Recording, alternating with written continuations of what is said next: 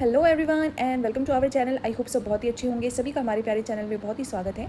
आज से हम स्टार्ट कर रहे हैं agriculture part of Haryana police constable recruitment 2026। इसमें सबसे पहले जो हम क्वेश्चंस कवर करेंगे वो दो टॉपिक्स पे करेंगे। सबसे पहला टॉपिक है इकोलॉजी एंड इकोलॉजिकल बैलेंस और दूसरा रहेगा cropping pattern and crops of Haryana. तो बाइलिंगुअल क्वेश्चंस रहेंगे, एग्जाम ओरिएंटेड रहेंगे। इनकी हेल्प से हम इनको कवर करते हुए चलेंगे। तो सबसे पहला क्वेश्चन देखो क्या कहा है कि what is the study of interaction between organisms and their environment call. कि जो जीव होते हैं उनका पर्यावरण होता है, उनके बीच में क्या होता है, एक इंट्रैक्शन होता है, वो आपस में कनेक्टेड होते हैं। तो उसके अध्ययन को, उसकी स्टडी को क्या कहा जाता है, उसको इकोलॉजी कहा जाता है। इसके बाद हम ये भी कह सकते हैं कि इकोलॉजी क्या है। Ecology is the study of ecosystem. तो इकोसिस्टम के अंदर क्या होता है, इकोसिस्टम का मतलब होता है ऑर्गेनिज्म और उनके इन्वायरमेंट के बीच में इंट्रैक्शन, उसे कहते हैं इकोसिस्टम। तो इकोसिस्टम की स्टडी को क्या कहते हैं, इकोलॉजी कहते हैं। फिर सेकंड क्वेश्चन है what are the non living components of an ecosystem called. अभी देखा इकोसिस्टम क्या होता है। इकोसिस्टम का मतलब है कि हमारे पास जितने भी हमारे पास आसपास के ऑर्गेनिजम्स हैं, चाहे वो लिविंग हो या नॉन लिविंग हो। यहाँ लिख देती हूँ मैं, ऑर्गेनिजम्स यानी जीव प्लस में उनका वातावरण या आप कह सकते हैं पर्यावरण, जिसके अंदर आएगा हमारा इन्वायरमेंट। इसे हम बोलते हैं हमारा इकोसिस्टम। अब ये जो ऑर्गेनिज्म है ये क्या हो सकते हैं, नॉन लिविंग हो सकते हैं या फिर ये क्या हो सकते हैं, लिविंग हो सकते हैं। तो इसमें बोला है कि ये जो नॉन लिविंग होते हैं इन्हें क्या कहते हैं, तो इन्हें एबायोटिक कहते हैं। एबायोटिक के अंदर वो सारे जीव आएंगे जो क्या रहेंगे, हमारे नॉन लिविंग रहेंगे, यानी अजैविक होते हैं। इनमें जो है जान नहीं होती है, जैसे कि रॉक, पत्थर हो गया, ये क्या हो गया, हमारा एबायोटिक कंपोनेंट हो गया इकोसिस्टम का। और लिविंग के अंदर वो आएंगे जिनके अंदर जान होती है, जैसे कि ह्यूमंस हो गए, एनिमल्स हो गए, प्लांट्स हो गए, ये होते हैं लिविंग। ठीक है, इसे आप ध्यान रखेंगे। और जो लिविंग है उन्हें क्या कहते हैं, बायोटिक कहते हैं।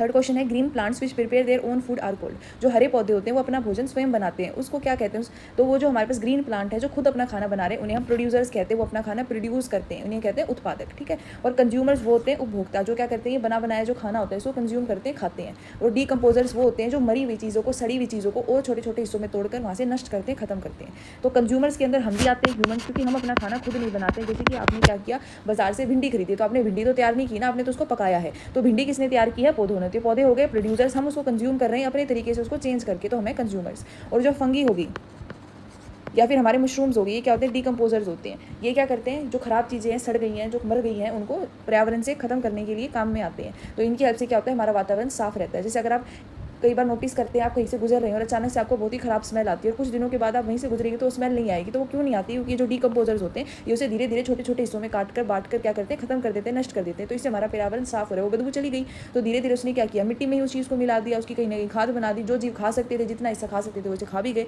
और उससे न्यूट्रिएंट्स ले लिए उन्होंने। तो इसी के अंदर गिद्ध भी आते हैं, वो क्या करते हैं, जो मरी हुई चीज़ें होती है, वो सड़ा हुआ मांस खाते हैं, मरी हुई चीज़ों को खाते हैं। तो वो भी क्या करते हैं, डीकम्पोज करते हैं चीज़ों को, इन्हें बोलते हैं डीकम्पोजर्स। और प्रीडेटर्स होते हैं शिकारी, जो दूसरों का शिकार करके अपना भोजन करते हैं। जैसे कि शेर, शेर क्या करता है, बाकी जो हमारे पास एनिमल है, जैसे मान लीजिए हिरन है, हिरन का शिकार करेगा तो जो शिकार है हमारे पास वो हो गया हिरन, और जो शिकारी है वो हो गया हमारा लायन। इसके बाद है फोर्थ क्वेश्चन। इसमें कहा है कि organism that break down dead and decaying organic matter are called. अभी देखा था कि मृत और जो सड़ने वाली चीज़ें होती हैं उनको धीरे धीरे हिस्सों में ब्रेक डाउन करके कौन अपना न्यूट्रिएंट लेता है, वो डीकम्पोजर्स लेते हैं। ठीक है, आप इसको याद रखेंगे, इसको बोलते हैं अपघटक। उसके बाद हमारे पास आता है fifth question, the transfer of food energy from producers through a series of organisms is called. अब देखो जो प्रोड्यूसर्स होते हैं, जैसे हमने देखा पौधे हैं, तो वो धीरे धीरे क्या कर रहे हैं, वो अपना खाना बना रहे हैं। अब उन्होंने अपना खाना बना लिया, फिर वो नेक्स्ट जगह चले जाएंगे कंज्यूमर्स के बाद। फिर कंज्यूमर्स भी एक दिन कहीं ना कहीं खत्म हो जाएंगे, तो खत्म हो जाएंगे तो डेड हो जाएंगे, तो वो किसके पास चले जाएंगे, डीकम्पोजर्स के पास चले जाएंगे। तो ये साइकिल सी बनी जा रही है। तो क्या हो रहा है कि जो फूड एनर्जी हो रही है वो एक ऑर्गेनिज्म से दूसरे ऑर्गेनिज्म तक ट्रांसफर हो रही है। तो इस फूड एनर्जी का एक जगह से दूसरी जगह ट्रांसफर होना एक श्रृंखला बनाता है, जिसे हम बोलते हैं फूड चेन। ठीक है, ये बहुत इंपॉर्टेंट है और हमेशा याद रखना, जब फूड चेंज होती है तो जो फूड चेन में एक लेवल से दूसरे लेवल पे जब जो एनर्जी ट्रांसफर होती है तो सिर्फ और सिर्फ 10% एनर्जी का ट्रांसफर होता है, और 90% एनर्जी होती है इस प्रोसेस में खत्म हो जाती है, नष्ट हो जाती है। इसके बाद है sixth question, the pyramid of energy in an ecosystem is always. कि अब ये जो एक पिरामिड बनता है इकोसिस्टम का, तो उसके अंदर जो एनर्जी चलती है वो हमेशा सीधी तौर पे चलती है, ये नहीं है कि बैक आ रही है। जैसे कि आपने क्या किया, प्रोड्यूसर्स ने जो खाना बनाया वो किसने कंज्यूम किया, वो कंज्यूमर्स ने कंज्यूम किया। तो अब ऐसा नहीं कि कंज्यूमर्स ने कुछ बना दिया और वो प्रोड्यूसर्स ने कंज्यूम कर लिया। एक सीधे एक अपराइट वे में क्या होता है, ये पिरामिड ऑफ जो एनर्जी है वो चलता है। जैसे इस तरीके से अगर आप लेंगे, एक पिरामिड का मतलब क्या है, इस तरीके से इसका यहाँ पे स्ट्रक्चर बनेगा। अब सबसे ऊपर लेवल पे कौन आएंगे, सबसे ऊपर लेवल पे आएंगे प्रोड्यूसर्स जो खाना अपना बना रहे हैं। फिर कौन आएंगे, हमारे कंज्यूमर्स। कंज्यूमर्स के बाद कौन आएंगे, डीकम्पोजर्स। तो ये क्या एक अपराइट वे में चल रहा है इस तरीके से, ये हमारे पास लेवल रहेगा।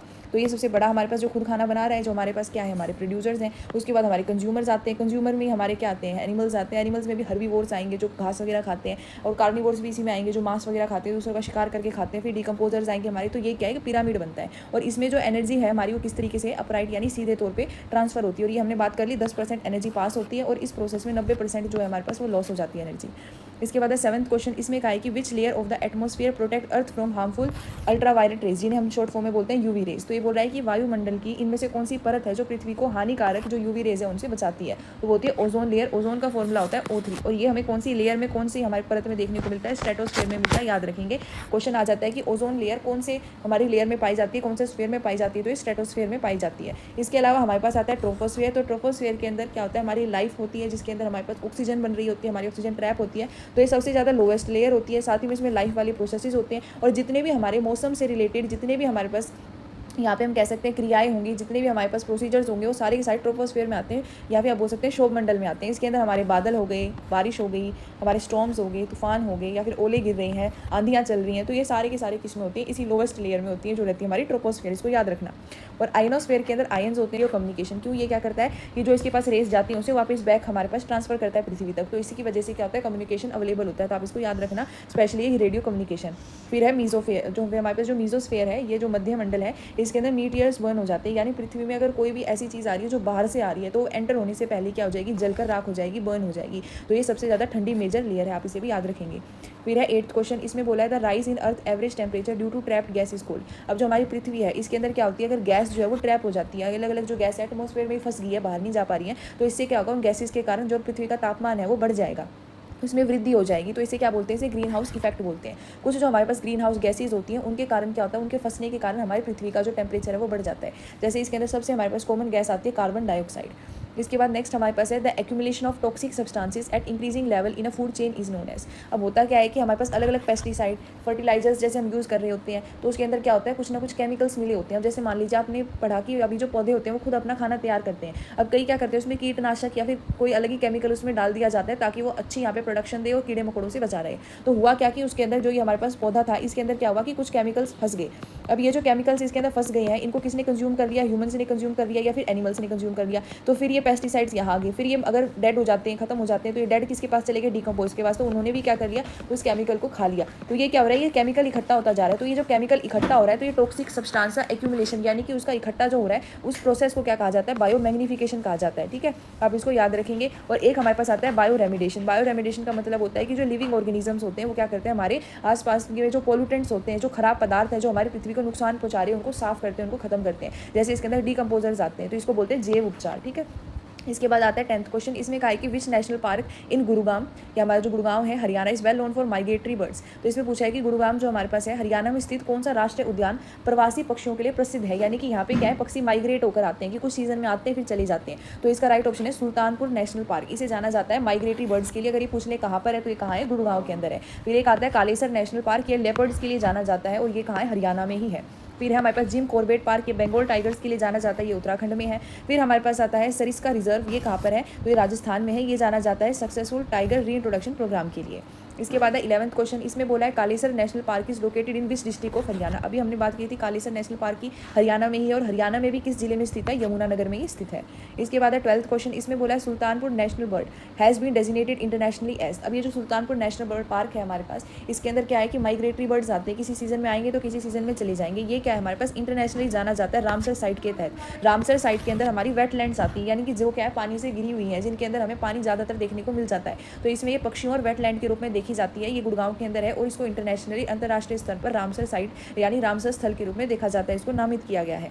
इसके बाद है 13 क्वेश्चन, इसमें बोला है कि the Aravalli range in Haryana plays an important ecological role in checking. अब जो अरावली रेंज है जो गुड़गांव के अंदर हमारी ज़्यादातर पड़ती है हरियाणा के अंदर, इसका इकोलॉजिकल रोल क्या है कि सबसे पहले तो ये नेचुरल बैरियर की तरह काम करती है। ये हमें किससे बचा के रखती है, ये हमें डेजर्टिफिकेशन से बचा के रखती है। हमारी जो मिट्टी है उसको पूरी तरीके से बंजर बनाने से बचने के लिए ये हमारी बहुत ही इंपॉर्टेंट रोल प्ले करती है। इसके बाद है हमारे पास नेक्स्ट क्वेश्चन, क्वेश्चन नंबर 14। इसमें देखो क्या कहा है कि maintaining a stable balance between organism and their environment is called. इसमें बोला है कि हमारा जो जीव है और उसका जो पर्यावरण है, अगर उसके बीच में हमें एक संतुलन बनाए रखना है तो उसको क्या कहेंगे, उसे बोलेंगे इकोलॉजिकल बैलेंस। अभी हमने देखा इकोलॉजी के अंदर हम पढ़ते हैं ऑर्गेनिज्म और हमारे इन्वायरमेंट का इंटरेक्शन, उनके बीच का संबंध। तो इनके बीच में बैलेंस बनाना यानी कि इकोलॉजी के बीच में बैलेंस बनाना, तो इसे बोलेंगे इकोलॉजिकल बैलेंस। ठीक है, फिर अगर पूछ लेते हैं कि इकोलॉजिकल पिरामिड क्या है, तो इकोलॉजिकल पिरामिड एक ग्राफिकल रिप्रेजेंटेशन है एनर्जी के फ्लो का। भी हमने बात की थी, इस तरीके से ये होता है और इसके अंदर एनर्जी किस तरीके से फ्लो की जाती है उसको अपराइट यानी सीधे तौर पे इसमें दिखाया जाता है। फिर आता है बायोलॉजिकल क्लॉक। इसका मतलब क्या होता है कि हमारे अंदर एक इंटरनल टाइमिंग मैकेनिज्म होता है, हमारे अंदर पहले से ये घड़ी होती है, मतलब वो दिखाई नहीं देगी, कि इमेजिनरी हम इस तरीके से मान के चलते हैं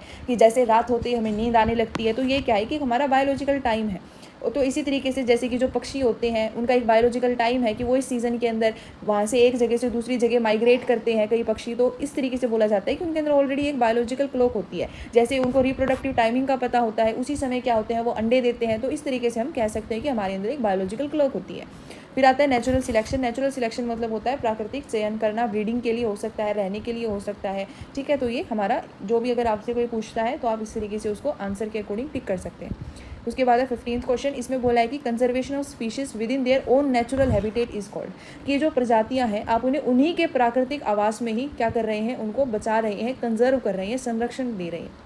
तो इसे क्या कहेंगे, इसे बोलेंगे इन सितु कंजर्वेशन, यानी जो उनके स्वयं खुद के जो स्थान है उसी में उनका संरक्षण करना। आप याद रखेंगे इनका मतलब होता है अंदर, यानी जैसे ही रहना चाहते हैं उसी के अंदर आप उनको क्या करें, कंजर्व करें, बचा रहे हैं। अगर आप उनकी नेचुरल हैबिटेट के बाहर उन्हें कंजर्व कर रहे हैं तो उसे बोलेंगे एक्स सितु, यानी एक्स मतलब आप बोल सकते हैं कि एक्स्ट्रा मतलब बाहर, ठीक है, ऐसे याद रखना है इसको, आउटसाइड देयर नेचुरल हैबिटेट। जैसे कि अगर आप किसी जंगल में ही किसी को कंजर्व करें, किसी स्पीशीज़ को, तो जंगल में ही रहता है, आप उसको इन सितु कंजर्वेशन दे रहे हैं। लेकिन अगर आप उसको जू में ले आते हैं तो वो क्या है, उसका आउटसाइड नेचुरल हैबिटेट है, लेकिन आप उसको वहाँ कंजर्व कर रहे हैं। फिर आता है कैपिटेटिव ब्रीडिंग। इसका मतलब होता है कि उनको बंदी बना के रखा है, किसी एरिया में कंट्रोल करके रखा हुआ है और उसी के अंदर उनकी पॉपुलेशन को बढ़ाने के लिए उनकी ब्रीडिंग करवाई जा रही है ताकि उस स्पीशीज़ को बचाया जा सके।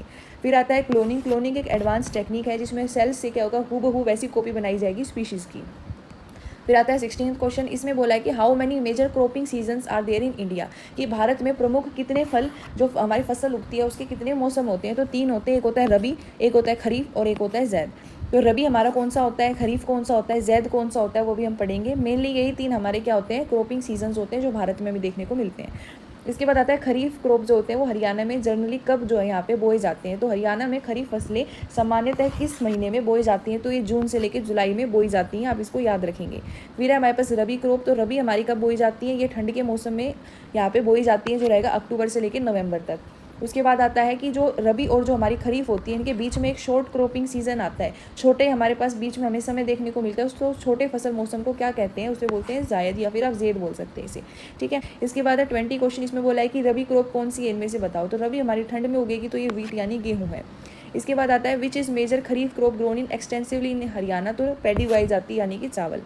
इसके बाद है 22 कि due to its wheat and rice production Haryana is often referred as, कि गेहूं और चावल के उत्पादन के कारण हरियाणा को क्या कहा जाता है। तो हरियाणा को ब्रेड बास्केट ऑफ इंडिया यानी भारत का अन्न भंडार कहा जाता है, ग्रेनरी ऑफ इंडिया भी इसका कहा जाता है।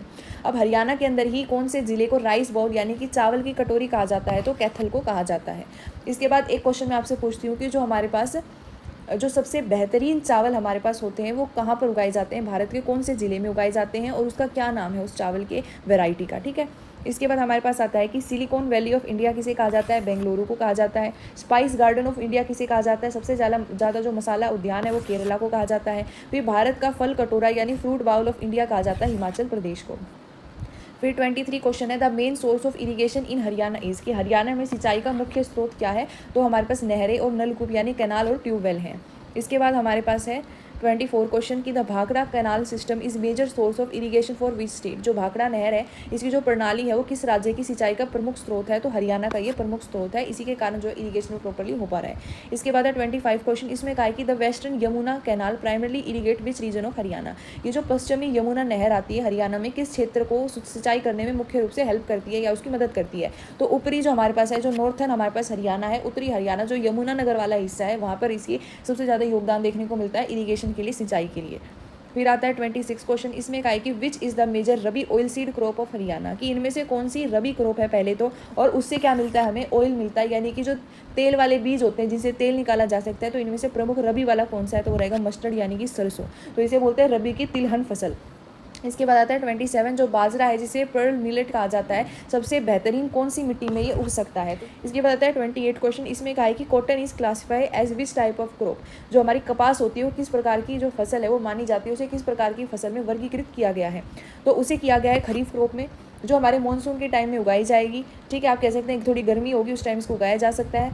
और इस समय क्या है हमारे पास राइस, कॉटन और मेज़ यानी कि चावल, अभी हमने बात करी है हमारी कपास की, और मेज़, मक्का, ये जो है उगाए जाते हैं। और रबी क्रॉप हमारी जो विंटर के अंदर उगती हैं, इसके अंदर आती है हमारी मेनली वीट और मस्टर्ड। वीट यानी कि गेहूँ, मस्टर्ड मतलब कि सरसों। और इनके बीच में जो हमारे पास शॉर्ट टाइम पीरियड के लिए उग सकती हैं वो है जेड क्रॉप, जिसके अंदर हमारे उगते हैं कुकुम्बर हो गया, वाटरमेलन हो गया, इस तरह की क्रॉप्स हमारी उगाते हैं हम। इसके बाद आता है प्रीनियल क्रॉप। ये क्या होती है, वो क्रॉप होती है जो 12 मासी फसल होती है, यानी कि सारे के सारे हमें पूरे ईयर में क्या है यहाँ पे कुछ ना कुछ हमें देती रहती हैं। जैसे कि इसमें फ्रूट के ट्रीज आते हैं, एप्पल आ सकता है, मैंगो आ सकता है, कागजी नींबू हो गया, ये क्या होती है, प्रीनियल क्रॉप होती हैं। फिर हमारे पास है 29 क्वेश्चन। इसमें कहा है कि the green revolution significantly boosted agriculture growth in Haryana along with which region. इसमें यह कहा है कि जो हरी क्रांति आई थी हरियाणा के साथ साथ उसने किस क्षेत्र में कृषि विकास को महत्वपूर्ण रूप से बढ़ावा दिया या बोल सकते हो बढ़ाया है। तो इसने हरियाणा के अलावा पंजाब और वेस्टर्न यूपी के अंदर भी जो है यहाँ पे कृषि जो है विकास को बहुत ही ज़्यादा बढ़ाया है। तो एक तो हरियाणा में सबसे ज़्यादा विकास हुआ है, फिर पंजाब में और फिर वेस्टर्न यूपी में हुआ है। और अगर ये पूछ लें कि जो ग्रीन रेवोल्यूशन था, जो हरित क्रांति थी, हरी क्रांति थी, इसके फादर के रूप में, इसके पिता के रूप में किसे देखा जाता है, तो आप याद रखेंगे डॉक्टर MS स्वामीनाथन को देखा जाता है। इसके बाद है 30 क्वेश्चन। इसमें कहा है कि approximately what percentage of Haryana's net sown area is irrigated, कि हरियाणा के शुद्ध बोए गए क्षेत्र का लगभग कितना प्रतिशत सिंचित है। तो लगभग जो है 96% हम क्या करते हैं, इरीगेट करते हैं, यूज़ करते हैं, हमारा फॉर एग्रीकल्चर 96% इस्तेमाल किया जाता है। तो आई होप आपको आज कुछ ना कुछ सीखने को जरूर मिला होगा। तो आज के जो हमारे 30 क्वेश्चन है, आपके कितने मार्क्स आए कमेंट करके जरूर बताना। Thank you for watching. जय हिंद।